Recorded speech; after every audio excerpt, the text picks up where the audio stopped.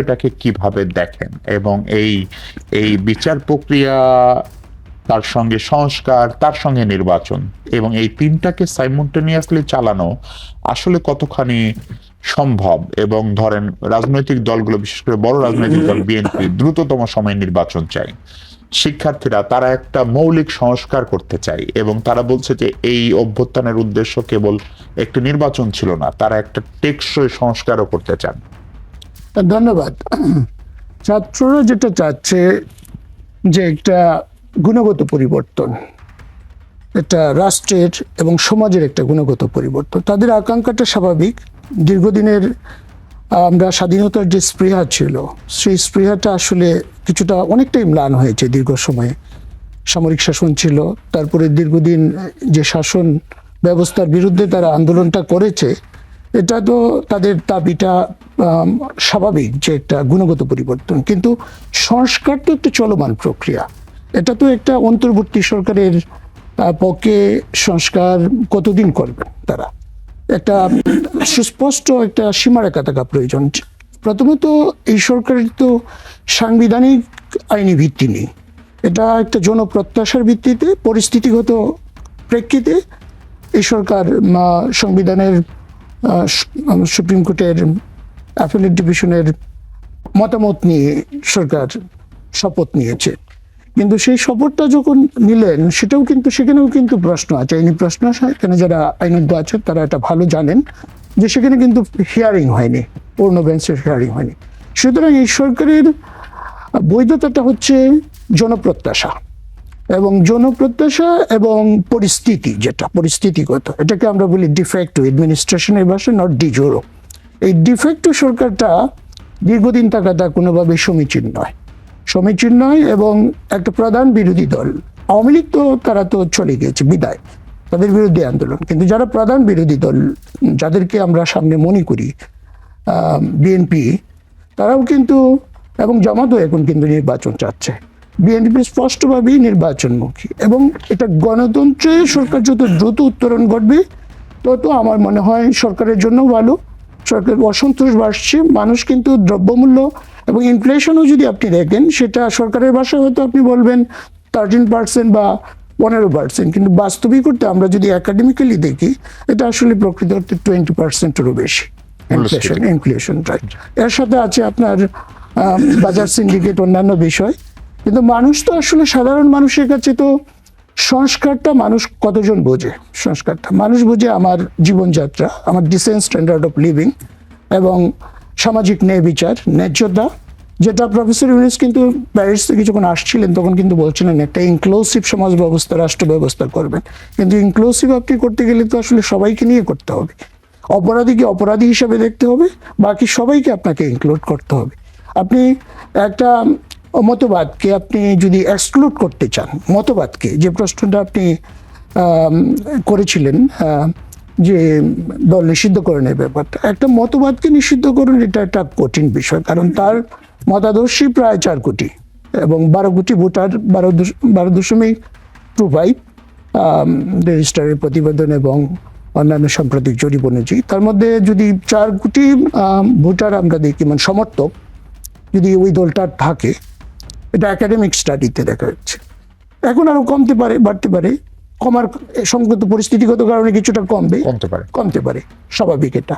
সেটা যদি কমেও 3.5 কোটি ভোটার, আপনার 3.5 কোটি ভোটার, আমাদের সাম্প্রতিক জরিপে আমাদের আসছে 30%, এটা কনস্ট্যান্টলি। তো 3.5 কোটি মতাদর্শীকে আপনি কিভাবে এক্সক্লুড করবেন? তারা তো বাংলাদেশের নাগরিক, এটা সম্ভব না। এটা টেকনিক্যাল। তার মানে এই সিদ্ধান্তটাকে আপনি স্বাগত জানাচ্ছেন। ডেফিনেটলি।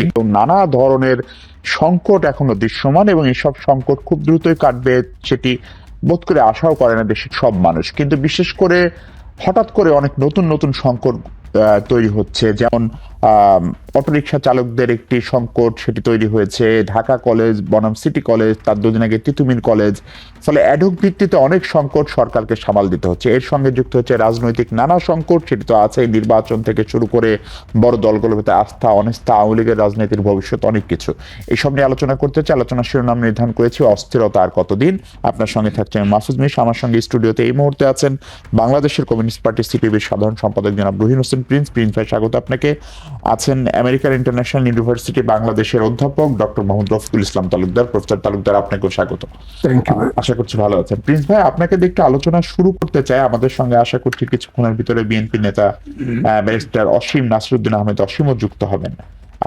প্রথম যে বিষয়টি সেটা হচ্ছে, আপনি যদি একটু খেয়াল করেন প্রিন্স ভাই, আজকে দুটো গুরুত্বপূর্ণ সিদ্ধান্ত হয়েছে। একটি হচ্ছে ট্রাইব্যুনালের যেটি গঠন করা হলো, অথবা যেটি অধ্যাদেশ আগে ছিল সংশোধন করা, সেটির প্রস্তাবনায় বলা ছিল এখানে রাজনৈতিক দলগুলোকে নিষিদ্ধ করার একটা বিধান থাকছে। আজকে ক্যাবিনেট উপদেষ্টা পরিষদ বসেছিল এবং তারা মনে করছেন যেটি করা ঠিক হবে না, ফলে সেটিকে ছাড়াই সংশোধিতটি নীতিগতভাবে অনুমোদন হলো। অর্থাৎ এই ট্রাইব্যুনাল কোনো রাজনৈতিক দলকে নিষিদ্ধ করবে না। কিন্তু আইন উপদেষ্টা যে ব্যাখ্যাটি দিয়েছেন, যদি সেরকম জনদাবি উঠে বা পরিস্থিতি হয়, তাহলে সেটি করার জন্য প্রচলিত অন্য আইন অথবা নতুন আইন সেটি সরকার করবে। কারণ হিসেবেও তিনি বলছেন যে এই যে গণহত্যার যে বিচার, সেই বিচার প্রক্রিয়াটি কোনোভাবেই যেন প্রশ্নবিদ্ধ না হয়, সেই জন্য এটি করে। এটিকে বাংলাদেশের কমিউনিস্ট পার্টি কিভাবে দেখছে?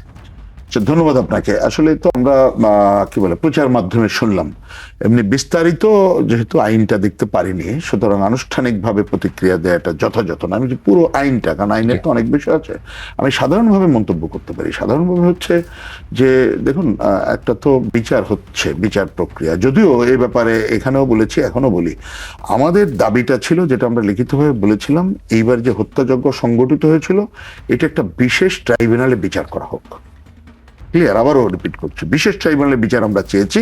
কিন্তু এটা কেন আন্তর্জাতিক অপরাধ ট্রাইব্যুনালে এখানে গেল, সেটা নিয়ে কিন্তু প্রশ্ন রয়ে গেছে। আমি এটা আলোচনা বাড়াচ্ছি না। এমনকি প্রসিকিউটর চিফ কোনো বিতর্কিত লোককে না নেওয়া হোক, এটা আমরা কিন্তু উপদেষ্টাকেও বলেছিলাম। তারপর হচ্ছে, কিন্তু আমি সেই আলোচনাটা রেখে দিলাম। কথা হচ্ছে যে, যদি আমি যতটুকু মিডিয়াতে দেখলাম যে বিচার প্রক্রিয়া স্বচ্ছ করার জন্য যা যা করার, আপনিও যেটা বললেন, সেই কাজটা তারা করতে চায়।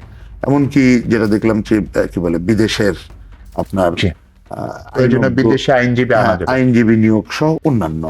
যদি সেই কাজটি মানে স্বচ্ছ করার জন্য যদি আইনগত দিক করে, সেটা নিয়ে আমাদের কোনো বক্তব্য থাকা উচিত না।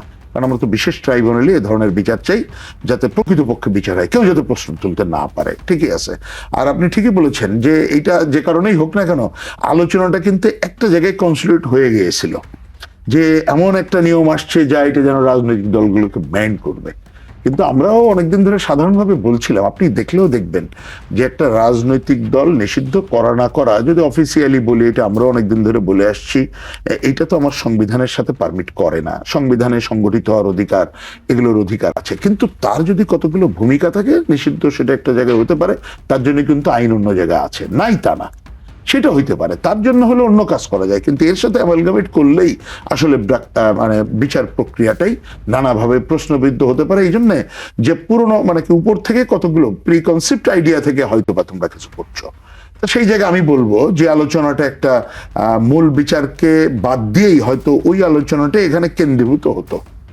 সেইটা বাদ হয়েছে, সেটাকে নিঃসন্দেহে কি বলবো যে আমি পজিটিভ খবর হিসেবে দেখতে চাই। এবং ওই কথাটা আমরাও যতটুকু বুঝি, কারেক্টই মনে করি যে আমাদের যেমন সংগঠিত হওয়ার অধিকারও আছে, কিন্তু কতগুলো বিষয় যদি আমাদের সংবিধান, দেশ, মানা না মানা অন্য বিষয় থাকে, তাহলে এই সে যে দলই হোক না কেন, তাকে নিষিদ্ধ করাবো, অন্য জায়গায় তো থাকতেই পারে। কিন্তু যারা এই আন্দোলনটাই নেতৃত্ব দিল, বৈষম্য বিরোধী ছাত্র আন্দোলন, তারা যেটি বলছে যে আওয়ামী লীগের বিচার না হওয়া পর্যন্ত, কারণ সারা দেশে যে তাণ্ডব লীলা তাদের ভাষায় আওয়ামী লীগ চালিয়েছে, সেটা কেবল ব্যক্তি চালিয়েছে তা না, এটা আওয়ামী লীগের যদি একটি সাংগঠনিক সিদ্ধান্ত হয়ে থাকে এবং সেটা যদি প্রমাণ করা যায়, তাহলে সে আওয়ামী লীগেরও তারা বিচার করতে চাই।